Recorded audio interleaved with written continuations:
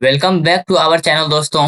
आज हम लोग फिर से करने वाले हैं अपना रेलवे रिक्वायरमेंट, जिसमें कि आरआरबी, एएलपी और टेक्नीशियन के लिए अपना जो जीके जीएस का क्लास होता था उसी को कंटिन्यू करेंगे। लेकिन आज कुछ अलग है। आज क्या है? आज हम लोग ऑफिशियल पेपर यानी कि रेलवे ने जो कंडक्ट किया था ओरिजिनल पेपर को हम लोग करने वाले हैं। ठीक है, जीके जीएस का ओरिजिनल पेपर जो है आप लोग यहाँ देख सकते हो कि आरआरबी, एएलपी एंड टेक्नीशियन 2018 में कंडक्ट जो हुआ था। और टेस्ट का टाइम क्या है? 10 बजे से 11 बजे हुआ था, 9/8/2018 को। तो ये हम लोग ओरिजिनल क्वेश्चन पेपर को करने वाले हैं। ठीक है, तो चलिए बने रहिएगा अंत तक। क्लासेस थोड़ी लंबी होगी क्योंकि मैं इसमें एक्स्ट्रा फैक्ट भी डिस्कस करूंगा, और साथ ही में पहले जो क्लासेस थे उसमें बस साइंस के क्वेश्चन ही मैं डिस्कस करता था। क्योंकि अभी मैं कुछ दिन तक ये ओरिजिनल पेपर को पढ़ाऊंगा, ओरिजिनल पेपर डिस्कस करूंगा आपके साथ, तो क्लासेस थोड़ी लंबी होंगी। क्योंकि अब ऐसा इसमें से करना अच्छा नहीं रहेगा कि साइंस का क्वेश्चन हम लोग अटेम्प्ट करते हैं और जीके जीएस को छोड़ देते हैं, या फिर जीके को छोड़ देते हैं, तो वो ठीक नहीं रहेगा। तो हम लोग पूरा का पूरा जीके जीएस पोर्शन को ही इसमें अटेम्प्ट करने वाले हैं। ठीक है, और अगर चलिए बहुत हो गया, आगे बढ़ते हैं। तो पहला क्वेश्चन क्या है कि पहला क्वेश्चन है, एक उत्तल दर्पण। आपको क्वेश्चन साफ साफ दिख रहा है ना? या और जूम कर दूं? और कर देता हूँ जूम, क्या होता है आपको क्वेश्चन नहीं दिख रहा हो। ठीक है, अब आपको शायद क्वेश्चन दिख रहा होगा। क्या है कि एक उत्तल दर्पण जिसकी फोकल लंबाई f है। तो उत्तल दर्पण, ठीक है, यानी कि कॉन्वेक्स मिरर का बात हो रहा है। कॉन्वेक्स मिरर में कॉन्वेक्स मिरर का फोकल लेंथ f है, और को एक द्रव जिसका कि आपका माइक्रो ये है, द्रव का जो है ये 4/3 है, में डुबोया जाता है। तो द्रव में दर्पण की फोकल लंबाई क्या होगी?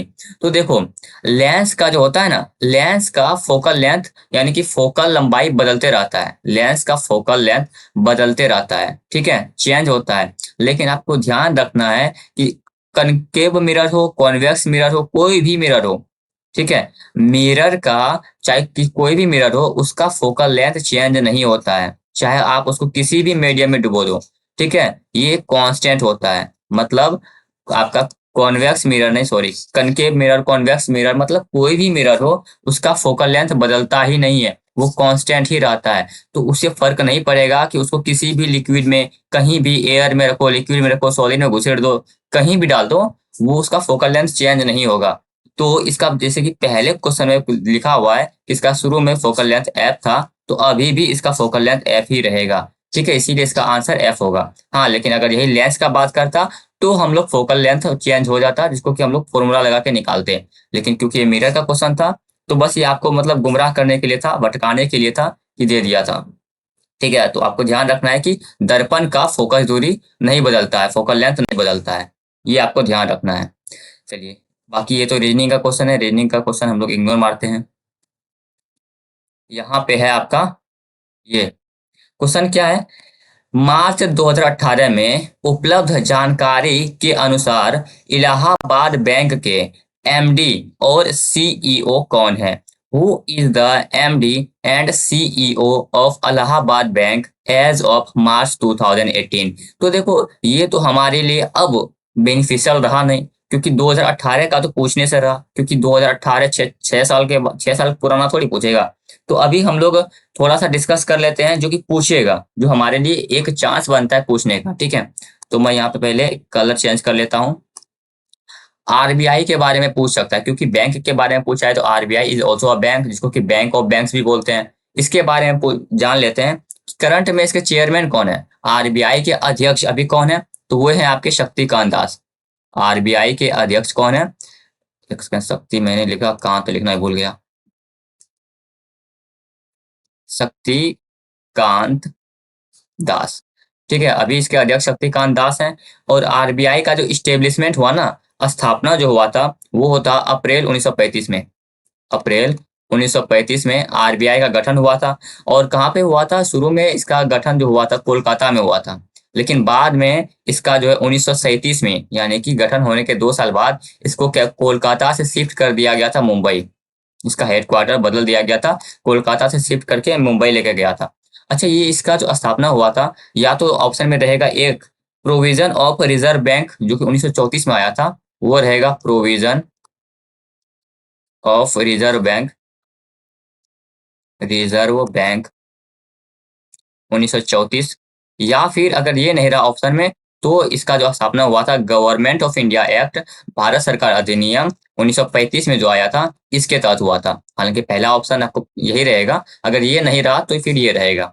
ठीक है, तो देखो ये एक्स्ट्रा फैक्ट पढ़ना जरूरी है हमारे लिए, इसीलिए चलिए हम लोग इसको करते हैं। और क्या हम लोग जानते हैं कि आरबीआई का नेशनलाइजेशन कब हुआ था, मतलब आरबीआई का राष्ट्रीयकरण कब हुआ था? ये हुआ था आपका 1 जनवरी 1949 को। तो आपको जनवरी 1949 याद रखना है कि आरबीआई का नेशनलाइजेशन जो है जनवरी 1949 में हुआ था। और फादर ऑफ आरबीआई बोलते हैं एम नरसिम्हन को, ये भी ध्यान रखना है, M Narasimhan, father of RBI M Narasimhan को बोलते हैं। और इसको बैंक ऑफ बैंक्स भी बोलते हैं, ये भी ध्यान रखना है, बैंक ऑफ बैंक्स, यानी बैंकों का बैंक कहा जाता है आरबीआई को, ये भी आपको ध्यान रखना है। अब देखो आरबीआई से अगर क्वेश्चन बनता है तो आपका ये ले लो कि 80% आपका यहाँ पे हो गया, कि इतना में ही पूछा जाएगा। हालांकि और 20% बचता है, जो कि फिर कभी हम लोग देख लेंगे। चलिए अगला देखते हैं। ये सब तो मैथ का क्वेश्चन है, हम लोग इसको इग्नोर मारते हैं। अच्छा आप लोग बताइएगा कि क्या हम लोग मैथ और रीजनिंग के भी क्वेश्चन साथ में ही लपेट ले क्या? वो आप लोग कमेंट करके बताइएगा, लेकिन उसमें वही है कि क्लास बहुत ज्यादा लंबा हो जाएगा, क्योंकि इसमें एक्सप्लेन करना पड़ता है ना। बाकी जैसा भी हो आप लोग बताइएगा। ठीक है, अगला क्वेश्चन हमारा मिल गया है। क्या है कि निम्नलिखित में से किस अभिक्रिया द्वारा उच्च प्रतिक्रिया वाली धातुओं का निष्कासन होता है? By which of the following process are metals of high reactivity extracted from purified molten? Calcination, electrolysis, roasting, या फिर जो भी है इसका आंसर यहाँ पे इलेक्ट्रोलाइसिस होगा। इलेक्ट्रोलाइसिस होता क्या है, यानी इलेक्ट्रोलाइसिस क्या होता है, इसको हम लोग देख लेते हैं। एक सेकंड, हम लोगों ने पीछे शायद कोई क्वेश्चन छोड़ा है, उसको हम लोग देखेंगे अभी पीछे जाके। ठीक है, पहले हम लोग देख लेते हैं इलेक्ट्रोलाइसिस क्या होता है। इलेक्ट्रोलाइसिस वो होता है जिसमें कि हम लोग इलेक्ट्रिक करंट पास करते हैं, इलेक्ट्रिक करंट पास करते हैं उस सब्सटेंस से होकर, जो भी सब्सटेंस हम लोग को चाहिए होता है, मतलब जो भी जिससे भी हम लोग को निकालना होता है, उस सब्सटेंस से हम लोग इलेक्ट्रिक करंट पास करते हैं, जिससे कि उसमें कुछ केमिकल चेंजेस आ जाते हैं, कुछ केमिकल चेंजेस आते हैं, उसको इलेक्ट्रोलाइसिस बोलते हैं। ठीक है, चलिए हम लोगों ने शायद कोई क्वेश्चन देखा है, एक था मुझे याद है, मैं जब क्वेश्चन पढ़ रहा था तो यहाँ पे न्यूटन वगैरह सब, अच्छा यहाँ है ना। अगला है नकारात्मक त्वरण निम्न में से किसकी दिशा के विपरीत होता है? Negative acceleration is in the opposite direction of. अब देखो एक्सीलरेशन होता क्या है, एक्सीलरेशन होता है change in velocity in a time. ठीक है, जिसको कैसे डीवी बाई डी टी भी कर देते हैं, या फिर वी बाई डी टी कर दो, या फिर delta we by delta T कर दो, जो भी है, मतलब ओवरऑल होता है कि चेंज और इन वेलोसिटी इन टाइम। तो अगर हम लोगों का एक्सीलरेशन क्या है, निगेटिव डायरेक्शन में जा रहा है, तो एक्सीलरेशन अगर निगेटिव निगेटिव डायरेक्शन में जाएगा तो इसका क्या होगा, ये तो डायरेक्टली इम्पैक्ट पड़ेगा वेलोसिटी पे ही ना, क्योंकि फोर्स तो इसमें एक्सीलरेशन और फोर्स का कोई लेना देना है नहीं, डिस्टेंस का कोई लेना देना है नहीं, मोमेंटम का कोई लेना देना है नहीं, तो चेंज किस पे पड़ेगा, आपका जिससे लेना देना है उसी पे असर पड़ेगा ना। तो इसका फॉर्मूला में होता है वेलोसिटी, तो यहाँ पे वेग पर ही इसका असर पड़ेगा। अगर हम लोगों का नेगेटिव एक्सीलरेशन होता है तो अपना जो है वेलोसिटी भी नेगेटिव रहेगा, और पॉजिटिव एक्सीलरेशन होता है तो वेलोसिटी भी पॉजिटिव रहेगा। ठीक है, अच्छा और हम लोग इसमें क्या क्या देख सकते हैं, और हम लोग देख सकते हैं क्या, बताता हूँ क्या देख सकते हैं। वेलोसिटी का ऐसा यूनिट क्या होता है, ये होता है मीटर पर सेकेंड। बल का होता है आपका न्यूटन, डिस्टेंस का अगेन मीटर होगा, और गति, गति यहाँ लिखा हुआ है, गति का मीटर पर सेकेंड होगा, और मोमेंटम का क्या होगा, न्यूटन सेकेंड होगा। ठीक है, और आपको क्या ध्यान रखना है, मैंने आपको बहुत बार बताया स्केलर क्वांटिटी और वेक्टर क्वांटिटी, तो ध्यान रखना है कि आपका, ये बता लेता हूँ, आपका जो है वेलोसिटी ये वेक्टर क्वांटिटी होता है, फोर्स वेक्टर क्वांटिटी होता है, डिस्टेंस स्केलर क्वांटिटी होता है, और मोमेंटम अगेन आपका वेक्टर क्वांटिटी होता है। वेक्टर क्वांटिटी होता क्या है, जिसमें कि आपका मैग्नीट्यूड भी हो, डायरेक्शन भी हो। स्केलर क्वांटिटी क्या होता है, जिसमें सिर्फ डायरेक्शन हो। ठीक है, चलिए अगला क्वेश्चन देखते हैं। 9 नंबर तो हो गया था। चलिए अगला का है यहाँ पे आपका कि सैप्रोट्रॉफ क्या है, इनमें से कौन सा एक सैप्रोट्रॉफ है? Which of the following is a saprotroph? Saprotroph को हिंदी में बोलते हैं मृत जीवी। अब मृत जीवी नाम सुन के आपको आइडिया लग गया होगा कि वैसा जीव जो कि मृतों को खाता है, मतलब डेड एंड डिकेइंग ऑब्जेक्ट से, डेड एंड डिकेइंग सब्सटेंस को खाता है, मतलब जो मर गया है या सड़ा हुआ है उससे खा के अपना पेट वेट भर लेता है, उसको मृत जीवी सैप्रोट्रॉप बोलते हैं। तो कबूतर क्या मरो को खाता है? कुकुरमुत्ता इसका आंसर हो जाएगा, यानी कि मशरूम इसका आंसर हो जाएगा। ठीक है, अब सैप्रोट्रॉप हम लोग देखे हैं, तो एक होता है ऑटोट्रॉप, इसको भी देख ही लेते हैं। ऑटोट्रॉप जिसको कि स्वपोषी बोलते हैं। स्वपोषी क्या होता है? जो कि अपना खाना खुद बनाता है। ऐसे नहीं लिखना था मुझे, ये लिखना था प्रिपेयर मैक ऑन फूड, या फिर ऐसे लिख देता हूँ max on food, OWN on food, जो कि अपना खाना खुद बनाता है, उसको ऑटोट्रॉफ बोलते हैं। और इसी का भाई होता है हेटरोट्रॉफ, जिसको कि विषम पोषी बोलते हैं शायद। विषम नहीं, विषम पोषी या परपोषी, इसको बोलते हैं परपोषी, परपोषी। ठीक है, ये क्या होता है? जो कि इस पे डिपेंडेंट रहता है, मतलब ये अपना खाना खुद नहीं बनाएगा, ये इस पे डिपेंडेंट रहेगा खाना बनाने के लिए। ठीक है, तो इसको परपोषी बोलते हैं, जो कि खुद खाना नहीं बनाता है। Not prepare on food, not prepare on food, यानी कि खुद खाना नहीं बनाता है, और डिपेंड करता है किस पे? डिपेंड अपॉन, किस पे डिपेंड करेगा? ऑटोट्रॉप, ऑटोट्रॉप पे डिपेंड करता है, उसको हेटरोट्रॉप बोलते हैं। ठीक है, चलिए अगला देखते हैं। अगला क्या है? निम्नलिखित में से किस उत्पाद के मूल्य में वृद्धि होने के परिणाम स्वरूप कई उत्पादों के मूल्य में वृद्धि हो गई, जिसका परिणाम मुद्रास्फीति होगा? An increase in price of which of this products will have a ripple effect in increasing the price of many product, thereby resulting in inflation. तो देखो, अगर किसी एक का दाम बढ़ाने से, मतलब यहाँ पूछ रहा है कि वह कौन सा ऑब्जेक्ट है, वो कौन सा चीज है जिसका दाम बढ़ा देंगे तो औरों का भी दाम बढ़ जाएगा। मान लो अगर ऑटोमोबाइल्स का दाम बढ़ाते हैं, मतलब मान लो बाइक का, लेट्स से कि बाइक का दाम बढ़ गया, तो बाइक के दाम बढ़ने से किस पे असर होगा? बाइक का अगर दाम बढ़ा है तो और किसका दाम बढ़ सकता है? और तो किसी पर असर होगा नहीं।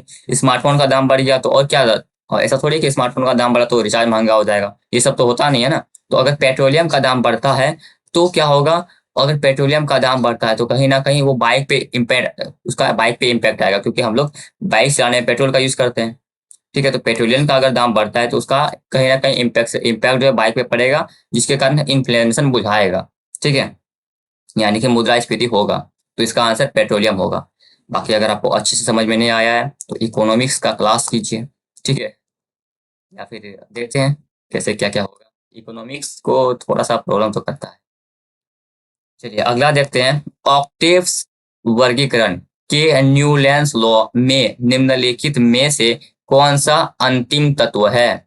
विच of the following is the last element in Newlands law of octaves classification? अब देखो, ऑक्टेव्स लॉ के बारे में हम लोग जानते हैं। ऑक्टेव्स लॉ, ऑक्टेव्स लॉ जो है सबसे पहले किसने दिया था? सबसे पहले क्या इसी ने दिया था? न्यूलैंड्स ने दिया था। ठीक है, न्यूलैंड्स ने ऑक्टेव्स का लॉ दिया था। और इसने क्या कहा था कि हर आठवां तत्व, मतलब इसने आठ ऐसे इस तरह करके आठ गो तत्व बताया, आठ गो तत्व का यानी 8 एलिमेंट का एक ग्रुप बना लिया, और क्या बोला कि हर आठवां तत्व जो है उसका प्रॉपर्टी पहले तत्व से मिलेगा।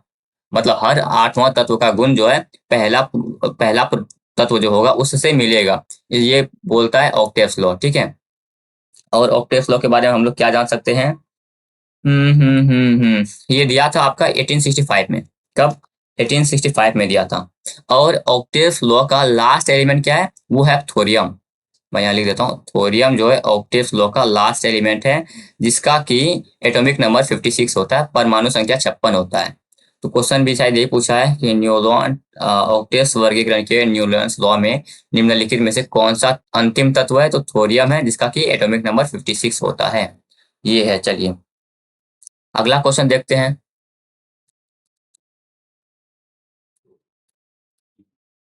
इसको मुझे थोड़ा सा ये करना होगा। क्या क्वेश्चन पूछा है कि जब एक परिपथ में कई प्रतिरोध श्रृंखला में जुड़े होते हैं तो करंट का मान क्या होगा? When a number of resistor are connected in series in a circuit, the value of current।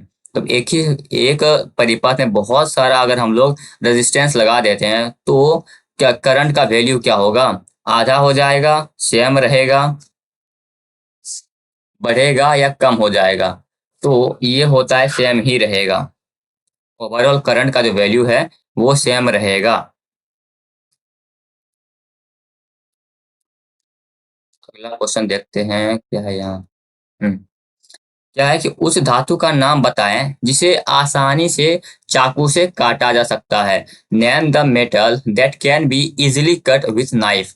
तो नाइफ से आसानी से किसे काटा जा सकता है? तांबा को, सोडियम को, गोल्ड को या एल्युमिनियम को? इसका आंसर सोडियम हो जाएगा। अच्छा, आपको सोडियम से ध्यान रखना है कि सोडियम से क्या ध्यान रखना है, ये देखो सोडियम में इसका सिंबल Na होता है और Na जो है वो आपका लैटिन नाम नेट्रियम से लिया गया है।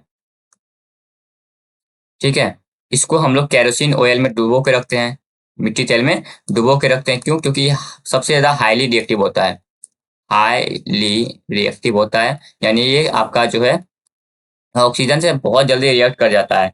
ठीक है, इसीलिए इसको हम लोग केरोसिन तेल में डुबो के रखते हैं और इसको आसानी से चाकू से काटा जा सकता है, ये भी ध्यान रखना है। सबसे सॉफ्ट होता है ये। चलिए अब हम लोग थोड़ा सा मॉडर्न पीरियोडिक टेबल को देख लेते हैं। मॉडर्न पीरियोडिक टेबल यानी कि आधुनिक आवर्त सारणी।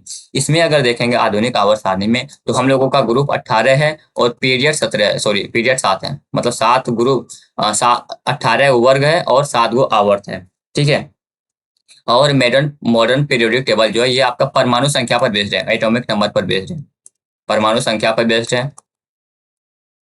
और हम लोग क्या ध्यान रखेंगे इसमें, इसके इसको दिया किसने था? इसको दिया था मेंडलीव जी ने, मेंडलीव। इसीलिए इसको father of modern periodic table किसको बोलते हैं? मेंडलीव को बोलते हैं, क्योंकि मेंडलीव ने ही मॉडर्न आधुनिक आवर्त सारणी जो भी है मॉडर्न पीरियोडिक टेबल को दिया था। और इसमें क्या है कि ग्रुप 18 में आपका नोबेल गैस रखा गया है, यानी कि इनर्ट गैस रखा गया है, जिसमें क्या है कि आपका इनर्ट गैस का हीना, नीना, और वैसे याद कराया है मैंने आपको, और करीना की जेरोक्स रानी। ये आपका इनर्ट गैस है। अब इनर्ट गैस किसको बोलते हैं? जो कि रिएक्ट ही नहीं करता है या फिर सबसे लीस्ट रिएक्ट करता है। लीस्ट रिएक्ट नहीं, वो रिएक्ट ही नहीं करता है किसी के साथ। क्यों? क्योंकि इसका वैलेंसी 8 होता है, यानी कि इसका जो वैलेंस शेल होता है वो पूरा पूरा यानी ऑक्टेट इसका कंप्लीट होता है, इसका अष्टक यानी ऑक्टेट कंप्लीट होता है। इसीलिए ये रिएक्ट ही नहीं करता है किसी के साथ किसी भी केमिकल रिएक्शन में भाग भाग नहीं लेता है, क्योंकि इसका घर भरा है, पेट भरा हुआ है इसका। और हम लोग क्या देख सकते हैं, अच्छा आप लोगों का पूछा था एक बार कि मॉडर्न पीरियोडिक टेबल में पहला एलिमेंट कौन सा है? तो पहला एलिमेंट है आपका हाइड्रोजन, ये भी पूछा गया है। और डेंसेस्ट एलिमेंट कौन सा है? डेंसेस्ट एलिमेंट, ये आपको ध्यान रखना है। डेंसेस्ट एलिमेंट कौन सा है? आपका ऑस्मियम है, जिसका कि OS इसका सिंबल है। और इसका ऑस्मियम का आपका एटॉमिक नंबर कितना होता है? 56 होता है। और ये किस पीरियड में ऑस्मियम? ये आपका पीरियड 6 में है। इतना सारा आपको ध्यान रखना है इसके बारे में। और क्या? नहीं, और तो कुछ है नहीं। चलो अगला देखते हैं। पानी को ब्लीचिंग पाउडर में मिलाने पर कौन सी गैस निकलती है? तो हम पे पूरा पूरा इक्वेशन यहाँ लिख रहा हूँ। ब्लीचिंग पाउडर का फॉर्मूला होता है कैल्शियम हाइपोक्लोराइड CaOCl2। जब ये रिएक्ट करता है आपका हाइड सॉरी वाटर के साथ तो बनता है CaOH2 यानी बुझा हुआ चूना और 2HOCl। तो यहाँ पे आप लोग देख सकते हैं कौन सा गैस निकल रहा है, आपका Cl गैस निकल रहा है, क्लोरीन गैस निकल रहा है। और एक फॉर्मूला आपको सॉरी और एक रिएक्शन याद रख लो, CaOH2 जब ये Cl2 के साथ रिएक्ट करता है तो आपका ब्लीचिंग पाउडर मिलता है, CaOCl2 मिलता है।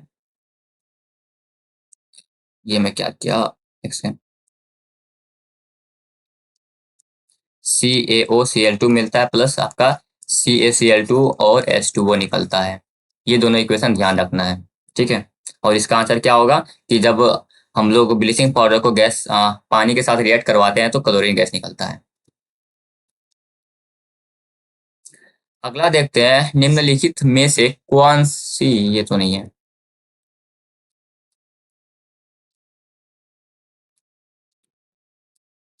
चलिए, अगर आपको सेशन पसंद आ रहा है तो लाइक करते जाइएगा। ठीक है, सेशन अगर पसंद आ रहा हो तो लाइक कर देना, चैनल पर नए हो तो सब्सक्राइब कर देना। हाँ हाँ हाँ। कुछ क्वेश्चन छोड़, क्वेश्चन था इसी मेरा, सब बोला क्वेश्चन इसमें। अच्छा ये रहा। क्या है कि चिंता वन उपन्यास, हाफ ऑफ व्हाट आई से, हाफ ऑफ व्हाट आई से के लेखक कौन है? तो अनिल मेनन जी है। हाफ ऑफ व्हाट आई से के लेखक आपके अमीन अनिल मेनन जी है। चलिए अभी के लिए इंपॉर्टेंट है शशि थरूर, तो शशि थरूर के कुछ बुक्स देख लेते हैं। सबसे पहले शशि थरूर का एक बुक है बहुत important, why I am Hindu. I am a Hindu, ये शशि थरूर जी का बुक है, ये ध्यान रखना है। उसके बाद आपका द ग्रेट इंडियन नोवेल इसी का बुक है, द ग्रेट इंडियन नोवेल, ये शशि थरूर जी का ही बुक है। और क्या, और एक इसका है नेहरू, और तो वैसे बहुत सारे हैं। The invention of India, Nehru the invention of India, ये भी नेहरू सॉरी शशि थरूर जी की ही बुक है। चलिए अगला देखते हैं।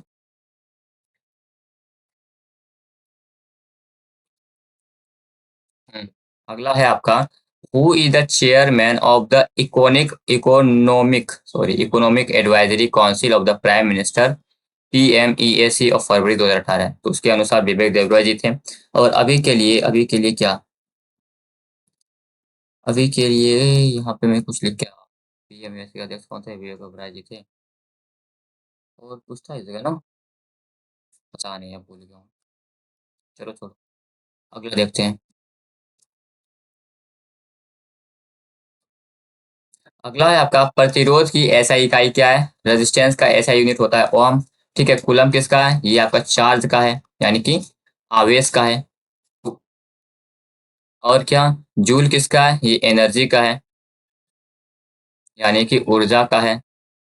पावर का क्या होता है? यानी शक्ति का, पावर यानी शक्ति का क्या होता है? ये होता है वॉट। और न्यूटन, न्यूटन किसका है? ये आपका फोर्स का है, यानी कि बल का है, बल का है न्यूटन। जिसमें से आपका फोर्स आपका वेक्टर क्वांटिटी है, ये भी ध्यान रखना है।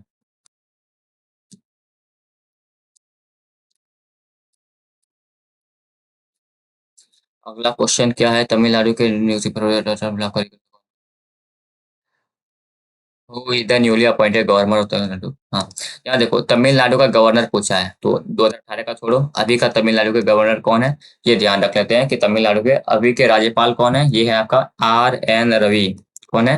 RN रवि, ये तमिलनाडु के अभी के गवर्नर है। अब गवर्नर से क्वेश्चन पूछा है, यानी कि राज्यपाल से, तो इसको देख लेते हैं। राज्यपाल किस आपका आर्टिकल में मेंशन है? तो अनुच्छेद आपका 151 में राज्यपाल मेंशन है। इसको ओथ यानी शपथ कौन दिलाता है? शपथ दिलाता है CJI, मतलब चीफ जस्टिस ऑफ इंडिया। ये आपको इसको ओथ दिलाते हैं का काम करते हैं, ठीक है। ये अपना रिजाइन किसको देगा? ये अपना रिजाइन आपको गवर्नर किसको देता है? उप गवर्नर को देता है, उपराज्यपाल को देता है, ठीक है। चलिए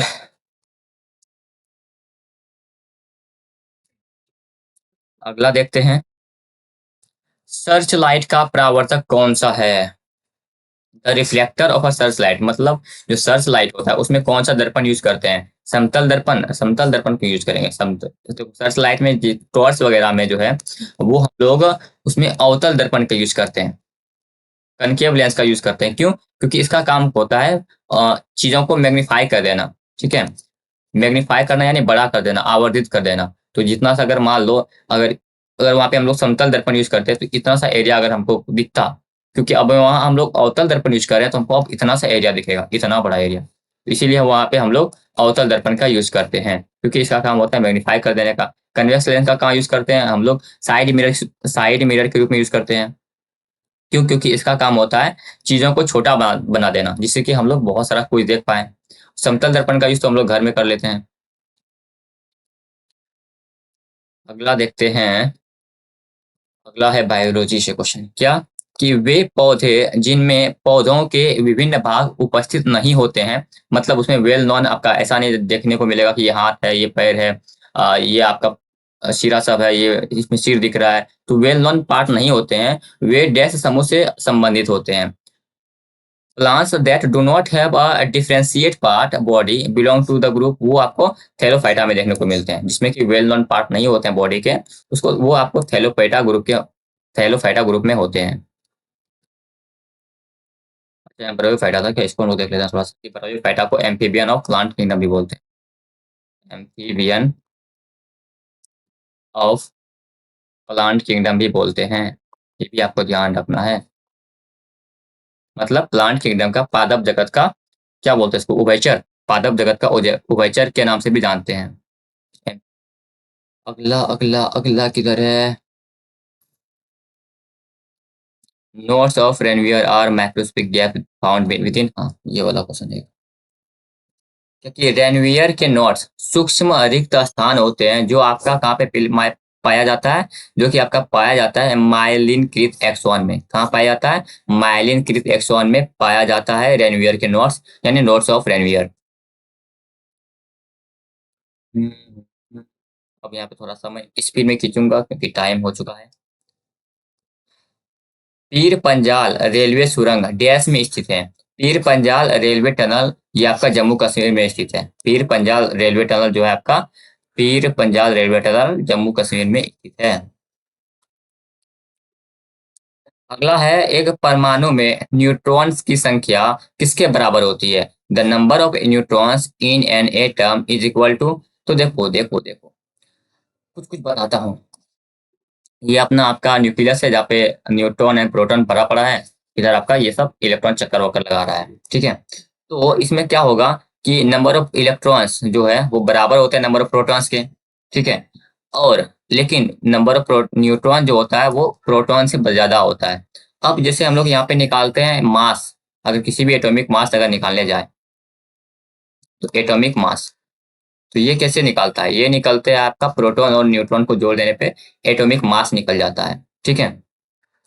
तो अगर हम लोगों को नंबर ऑफ न्यूट्रॉन्स निकालना है, तो एटॉमिक मास में से अगर प्रोटॉन को माइनस कर देंगे, इतना तो आता है ना, यहाँ पे इसको पी को इधर रख देंगे तो आ जाएगा, तो नंबर ऑफ न्यूट्रॉन्स निकल जाएगा। वही क्वेश्चन पूछा है कि मास नंबर में एटॉमिक नंबर को माइनस कर दो तो आपका ये आ जाएगा। अच्छा, यहाँ पे मैंने पी लिखा है, वहाँ पे एटॉमिक नंबर लिखा है, ऐसा क्यों? क्योंकि एटॉमिक नंबर तो प्रोटॉन को ही देख के लिखा जाता है ना, इलेक्ट्रॉन को देख के नहीं लिखा जाता है।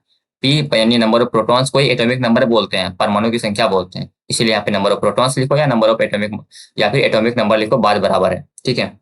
आपके लिए लिख देता हूँ मैं यहाँ, atomic mass minus atomic, atomic mass, अच्छे से पूरा पूरा ही लिख देता हूँ, number of neutrons is equal to atomic mass minus atomic number. अच्छा, एक बार एक क्वेश्चन पूछा था कि हम लोग एटॉमिक नंबर को निकालने के लिए किसको देखते हैं, यानी कि किसकी काउंटिंग करते हैं, इलेक्ट्रॉन्स की या प्रोटॉन्स की? तो इसका आंसर इलेक्ट्रॉन्स नहीं होगा। हालांकि इन नेचुरल केस, मतलब नेचुरल स्थिति में अगर देखा जाए तो इलेक्ट्रॉन और प्रोटॉन बराबर ही होते हैं, लेकिन कभी कभी क्या इलेक्ट्रॉन अपना छोड़ छाड़ के दूसरे के पास चला जाता है, इसीलिए हम लोग प्रोटॉन को ही बस देखते हैं, क्योंकि इलेक्ट्रॉन, नंबर ऑफ इलेक्ट्रॉन जो होता है वो बढ़ते घटते रहता है। यानी कि अगर हम लोग किसी को डोनेट कर दिए या फिर किसी से ले लिए, उस केस में इलेक्ट्रॉन्स जो है बढ़ या घट जाएगा, तो उस केस में हम लोग प्रोटॉन्स को ही देखते हैं। इसीलिए ध्यान रखना है कि एटॉमिक नंबर अगर निकालना है तो हम लोग नंबर ऑफ प्रोटॉन्स को ही देखते हैं।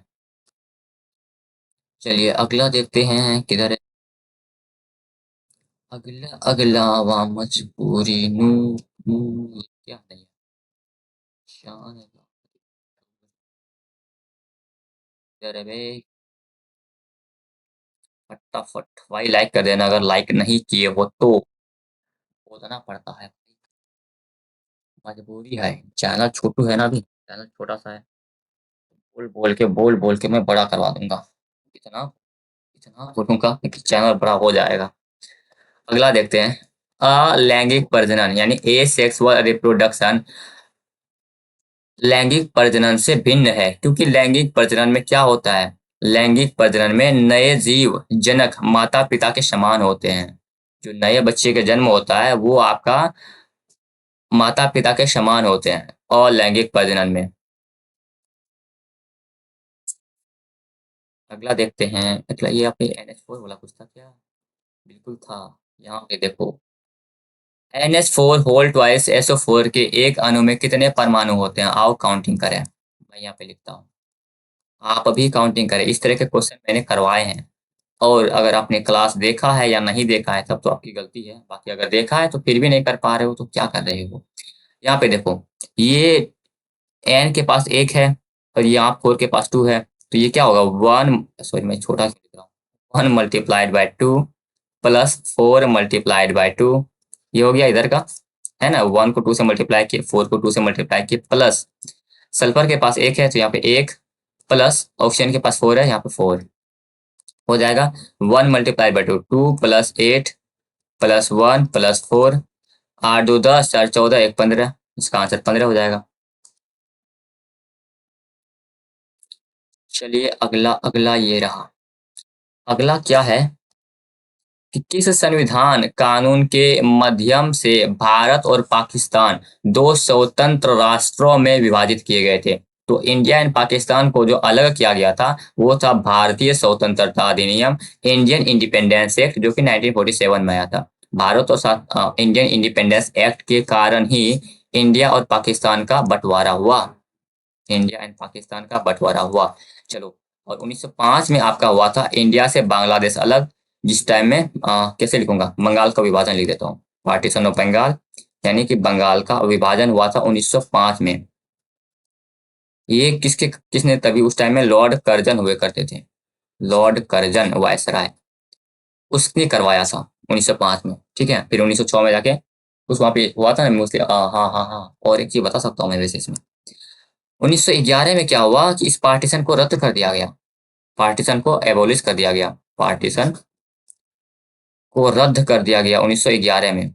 अब मुस्लिम लोग गुस्सा गए, तो उसको अपील करने के लिए, उसको शांत करने के लिए इसने क्या कहा कि हम लोग जो है कैपिटल को, यानी कि इंडिया का कैपिटल को हम लोग दिल्ली शिफ्ट कर देते हैं, क्योंकि उस टाइम में जो है दिल्ली, मुगल मुगल साम्राज्य दिल्ली में हुआ करते थे, और कहीं ना कहीं वो हम लोगों का लिए, मुस्लिमों के लिए एक शान का बात था कि दिल्ली आना कैपिटल का शान का बात था। लेकिन ये काम तो नहीं किया, फिर जाके मुस्लिम लीग जाके आपका वहां पे कांग्रेस के साथ मिलजुल गया था, ऐसा ऐसा कुछ हुआ था। अगला देखते हैं, अगला क्या है, हाँ यहाँ है, क्या कि भारतीय ओलंपिक संघ के वर्तमान अध्यक्ष कौन है। तो इसको हटाते हैं और अभी के अध्यक्ष देख लेते हैं, इंडियन ओलंपिक एसोसिएशन के, यहाँ तो लिखा हुआ है, हम काहे मेहनत करें। इंडियन ओलंपिक एसोसिएशन के अभी के चेयरमैन कौन है, ये है आपके पीटी उषा जी, पीटी उषा जी जो है फीमेल है ये आपके इंडियन ओलंपिक एसोसिएशन के हेड हैं अभी के। अगला अगला यहाँ है, अरे यार तुम लोग भी, संवेग यानी momentum is measured as a product of, कितना बार मैंने बताया है, कितना बार बताया, P बराबर mv होता है, यानी कि मास, m फॉर मास यानी द्रव्यमान, मास, एंड v फॉर वेलोसिटी के गुना को, यानी द्रव्यमान। इस पे तो मैंने आपका न्यूमेरिकल भी सॉल्व करवाया था, तो ये पता होगा। ठीक है, इसका आंसर तो आप लोग आराम से कर दिए होंगे। मास और वेलोसिटी के द्रव्य मल्टीप्लाई को, मास और वेलोसिटी के प्रोडक्ट को मोमेंटम बोलते हैं, और momentum is a vector quantity, ये भी ध्यान में रखना है। अगला चलिए देखते हैं, मेंडलीव का आवर्त सारणी। मेंडलीव के आवर्त सारणी में तत्वों के गुणों को उनके डैश का आवधिक स्वभाव माना जाता है। In Mendeleev's periodic table the properties of element are considered a periodic function of their atomic mass. Mendeleev ने जो लिखा था, सॉरी मेंडलीव ने जो आपका आवर्त सारणी दिया था, पीरियोडिक टेबल दिया था, उसने एटॉमिक मास को माना था। मतलब जैसे अभी मॉडर्न पीरियोडिक टेबल देखें तो ये आपका एटॉमिक नंबर पे बेस्ड है, उसी तरह से मेंडलीव का जो आवर्त सारणी था वो एटॉमिक मास पे, यानी कि परमाणु द्रव्यमान पे बेस्ड था, आधारित था। ठीक है,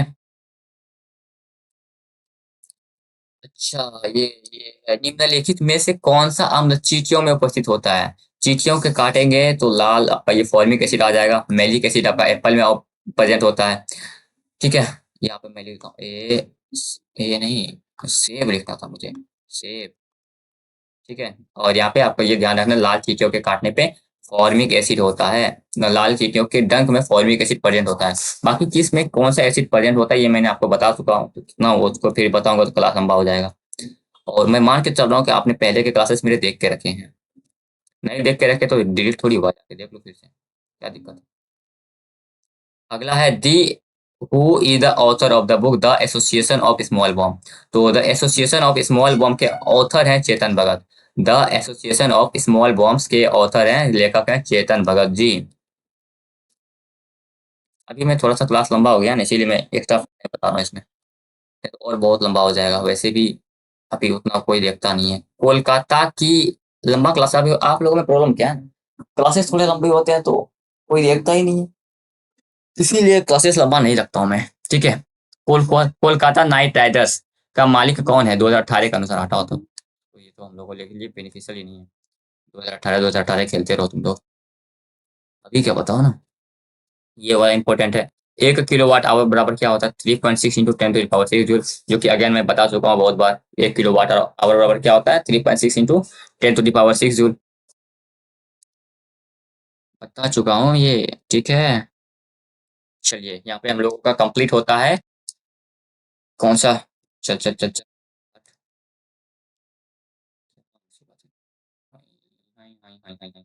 यहाँ पे। ठीक है, तो यहाँ पे हम लोगों का कंप्लीट होता है। ये 9/8/2018 को जो हुआ था एएलपी टेक्नीशियन का एग्जाम, उसमें जितने भी जीके के क्वेश्चन बने थे उन सब को हम लोगों ने एक्स्ट्रा फैक्ट के साथ डिस्कस कर लिया है। तो अगर आप लोग यहाँ तक क्लास देख रहे हो, उम्मीद करता हूँ कि क्लास पसंद ही आया होगा, और पसंद आया है, लाइक नहीं किया है तो लाइक कर देना, सब्सक्राइब कर देना, और दोस्तों के साथ शेयर भी कर देना, जरूरी है। ठीक है, बाकी इसी तरह के क्लासेस देखने के लिए मिलते हैं कल।